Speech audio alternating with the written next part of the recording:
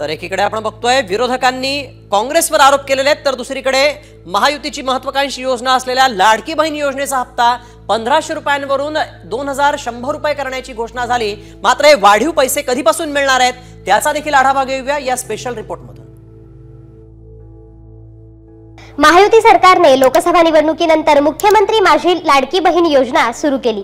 विधानसभा निवडणुकीत त्यांनी लाडक्या बहिणींना 1500 रुपये रक्कम वाढवून 2100 रुपये देण्याची ग्वाही दिली। पण हे 2100 रुपये नेमके कधीपासून मिळणार आहेत जाणून घेऊया आजच्या व्हिडिओमधून। मुख्यमंत्री माझी लाडकी बहीण योजनेचे पैसे जुलैपासून महिलांच्या बँक खात्यात येऊ लागले। निवडणूक आचारसंहितेमुळे ऑक्टोबर आणि नोव्हेंबर अशा 2 महिन्यांचे ॲडव्हान्स पैसेही महिलांच्या खात्यात आधीच जमा करण्यात आले होते।